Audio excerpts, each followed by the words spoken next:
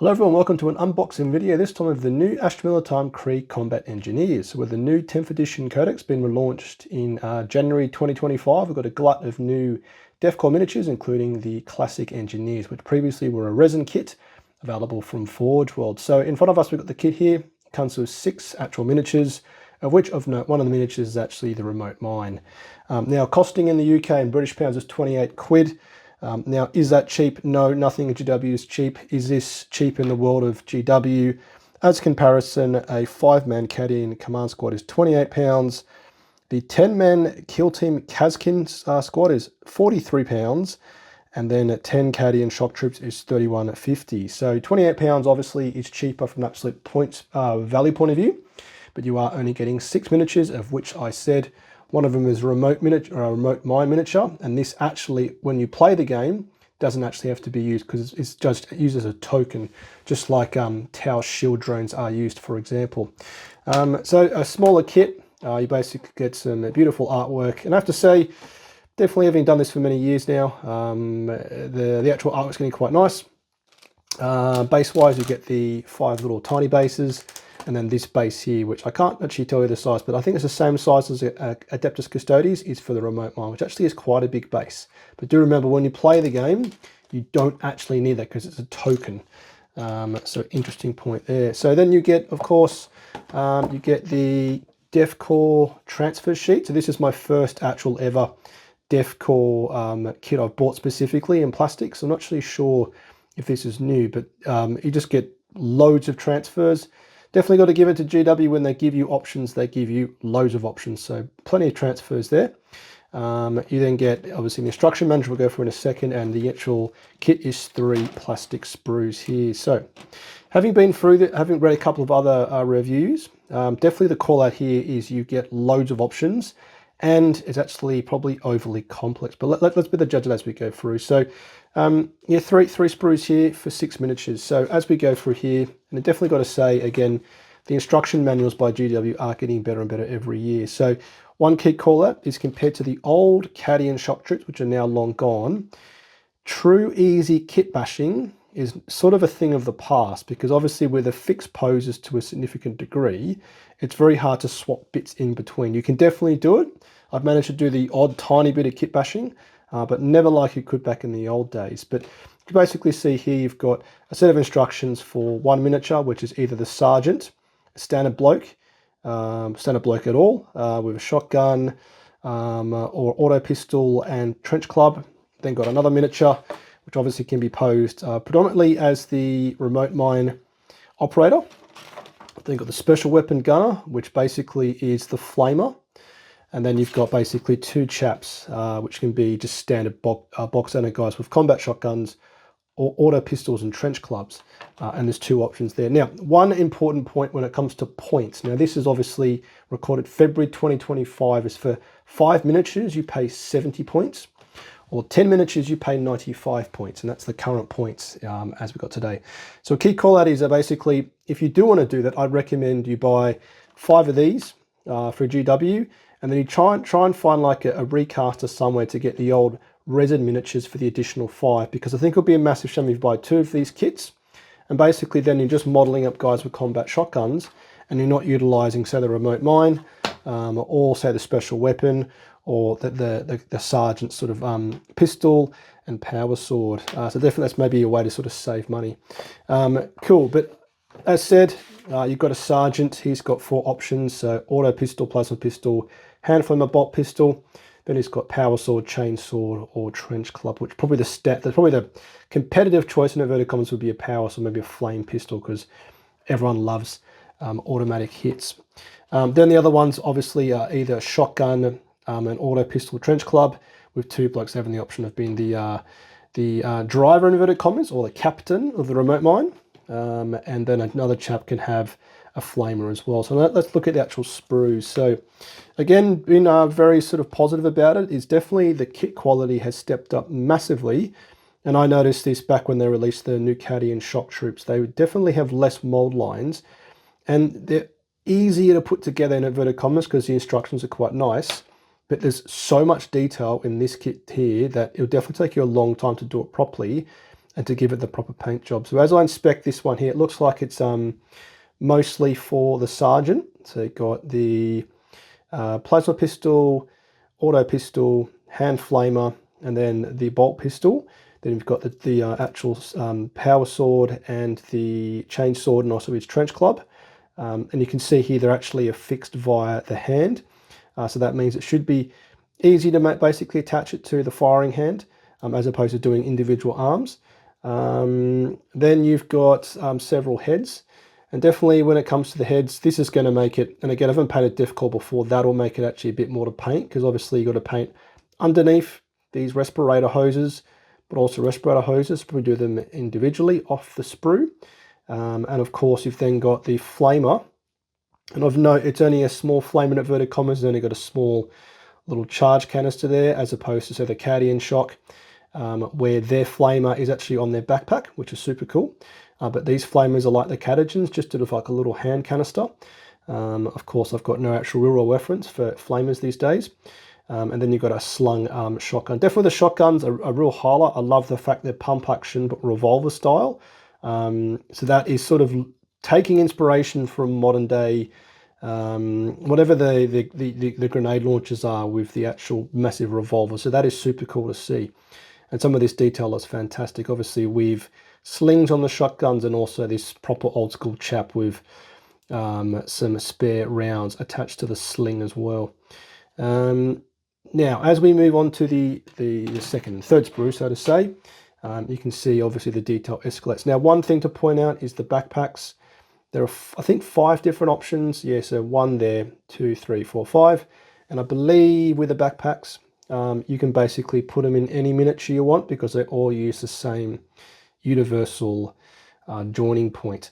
Now, I think some of these basically have to be joined together, but you can see the amazing detail they've gone into here. So this obviously is a guy with loads of grenades. So hand grenades, correction, stick grenades, like the Germans back in World War II, World War I. Also, then you've got some good old-fashioned sort of standard grenades, and then you've got what looks to be some additional kit. So obviously, I don't know what that is. I can't actually think what that is there. Maybe it's like a spool with some cables coming out. These, I think this is a secondary part of the kit as well, going into the backpacks. Likewise, that there. But obviously, this chap here's got actual sprue, maybe some explosive wire, which is rolled out to basically blow things up. But a lot of fantastic detail when it comes to the actual backpacks, and you can also see here more detail as well. So this is obviously fantastic to paint, but definitely if you're not huge into painting, or if you want to just get things done, if you want to get them for a tournament or a big game, these will take a lot of work to do quite nicely, because there's just so much detail. Obviously, detail is the enemy of getting things done in a hurry, but you definitely can't be annoyed at a lack of detail in this. Now, the actual remote mine, you can see it's quite a big miniature. So this is the big boy here. And interestingly, it's obviously, I don't actually know what it's meant to represent. Maybe it goes like that way. Maybe it's meant to go underground as well. But you can see it's actually quite a big miniature, which then goes on a very big base. So that's a very big base to represent the remote mine. And I think that also is some sort of scenery as well for the remote mine. Then as we look at the rest of the sprue, I mean, one thing I did note is that you've got loads of grenade options. I mean, obviously these are combat engineers, and one of their key rules is they can throw grenades for free. But I noticed in the instructions, you just get like so many options for grenades. Yeah, there you go. So it's like, yeah, so this bloke's going to have the grenade backpack, but you've got, 1, 2, 3, 4, 5, 6, 7, 8, 9, 10, 11. So you can have like 11 accessories, which is numerous stick grenades, grenades or pouches, and then you've got what's 100? I think I saw 100. It's like a big fat grenade. I don't know what that is. 93. That's not there, but it must be somewhere else. But yeah, just tons of detail. So, I mean, if you're like me and you've been buying, the new kits for the last couple of years, I've just got piles of old sprues piled up, which I'm never going to use, which is a bit of a shame, because I've got so many accessories. But definitely, you can't get annoyed at the fact they don't give us enough detail and stuff to work with. So yeah, so then I think, so that's obviously from the remote mine operator. That looks like it's there as well, and also there. So obviously imitating to a degree, not imitating, but being similar to the Master Vox and the Cadian Command Squad, which has like the little little device hanging down. So if we see here, where are you? Yeah, so it's like that. That's just like the Master Vox from the Cadian. It's obviously like a little device, and he looks on and receives his order, but this guy obviously is navigating his highly explosive device. Yeah, this is pretty quick as I think about it. I mean, yeah, they're obviously, you know, all in set poses, which is one thing. You know, you do have the option that if you do wish to sort of like, let's say you did buy 2 of these kits, you want to make 10 using GW parts. Obviously, you would have to make one of these kits would be the Sergeant with some of these poses here, but at least then you can put this chap as a shotgun gunner or a trench club fighter. Likewise, this guy is meant to be the remote one operator. He could then either be shotgun and trench club and auto pistol.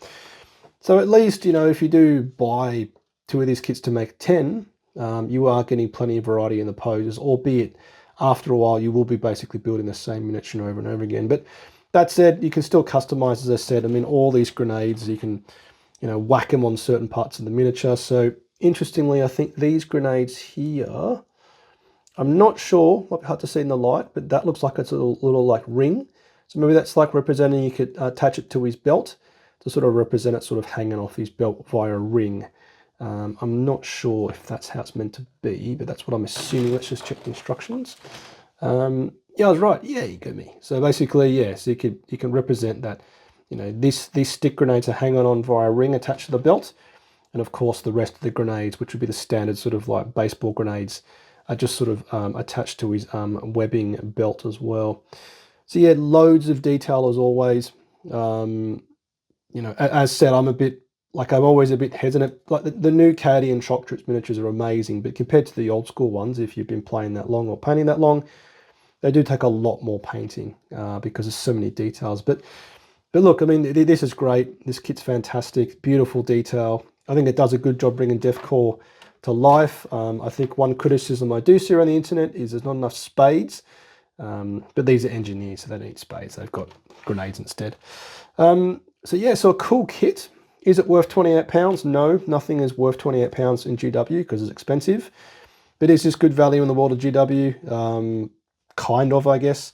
That being said, as I said, if you are buying to play the tabletop game, as I said, you are only really buying 5 miniatures because the 6th one you don't actually have to play to actually bring that miniature because it's only a token. So that's one consideration. But do I recommend the kit? Yes. I'm personally buying it to play in tournaments. I think the rules are good just for one squad.